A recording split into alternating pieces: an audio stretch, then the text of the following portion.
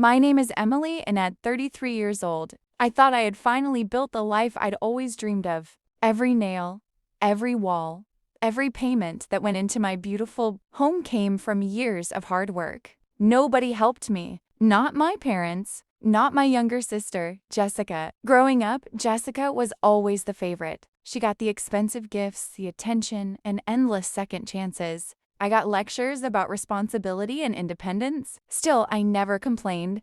When Jessica announced her wedding, I genuinely wanted to support her. I bought an expensive gift, took time off work, and attended with a smile. The ceremony was beautiful. Everything seemed perfect. Then, during the reception, my father approached me with a folder in his hand. "Emily, we need to discuss something important," he said. I followed him to a private room where my mother and Jessica were waiting. The moment I sat down, my mother pushed the folder toward me. Inside were legal documents. My stomach dropped. "What's this?" I asked.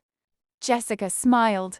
"We want you to sign your house over to me as a wedding gift." For a second, I honestly thought it was a joke. Then I realized nobody was laughing, and what happened next shocked me even more. I stared at the papers, waiting for someone to admit this was ridiculous. Nobody did. My father folded his arms. "Jessica is starting a family. She needs the house more than you do." I couldn't believe what I was hearing. "Need it more?" I asked. "I spent 10 years building that house." My mother sighed dramatically. "Don't be selfish, Emily." Selfish. That word hit me like a slap. Jessica leaned forward. "You've always had everything together. You'll be fine. I deserve a chance to have something nice too." I laughed in disbelief. "Then buy your own house." Her smile disappeared instantly. The room grew tense. My father pointed at the documents. "Sign them." "No." The answer came out faster than I expected. My mother's face turned red. "After everything we've done for you?" That nearly made me laugh. They hadn't paid a single dollar toward my home. Not one. Yet somehow, they acted as if they owned it. The pressure continued for nearly 20 minutes.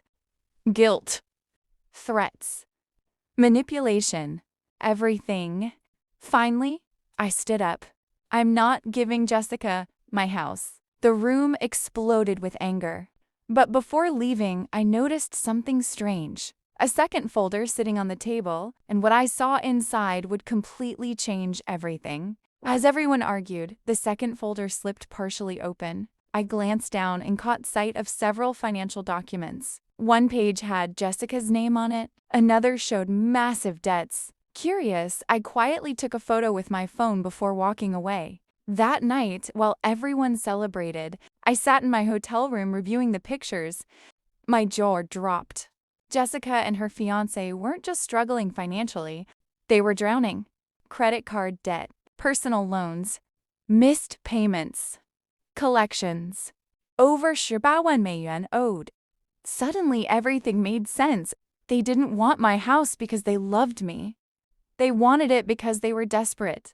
The next morning, my parents started calling. Again, and again, and again. I ignored every call. Then, Jessica left a voicemail. "If you love this family, you'd sign the house over." That was the moment something inside me changed. For years, I'd accepted being treated like the responsible daughter while Jessica got rewarded for bad decisions. No more. Instead of arguing, I contacted an attorney. Within days, I learned something interesting. Because of the pressure in the public setting, their demand could easily be viewed as coercion. But my lawyer uncovered something even bigger. Jessica had already been telling people the house belonged to her. She was planning to move in before I had even agreed. That's when I decided I wasn't going to defend myself anymore. I was going to expose everything, and I knew exactly how. 2 weeks later, my parents organized a family gathering. They expected me to finally give in. Instead, I arrived prepared. The moment everyone sat down, my father asked the same question. "Are you ready to do the right thing?" I smiled. "Actually, yes." Jessica looked victorious. Then I connected my laptop to the television. The room went silent. One by one, I displayed the financial records, debt statements, messages, and screenshots showing Jessica telling people she already owned my house. Jessica's face turned pale. My mother tried to interrupt. I wasn't finished. Next, I played the voicemail where Jessica admitted she expected me to surrender the property because I was the successful one. Then my lawyer, who joined by video call, explained exactly why none of them had any legal claim to my home. The atmosphere changed instantly. For the first time, nobody could twist the story. The truth was sitting right in front of them. Jessica burst into tears. My father looked embarrassed. My mother sat silently. But I had one final surprise. A few days earlier, I had updated my estate plans and financial documents. I announced that every future asset I earned would go to charities and causes I believed in, not to relatives who saw me as an ATM. The room became completely silent. I stood up. I spent my life earning respect from people who never intended to give it. That ends today. Then I walked out. I kept my home. I cut contact with the people who betrayed me. And for the first time in my life, I felt free. Months later, I sat on the porch of the house I had built from scratch, watching the sunset. The house was still mine.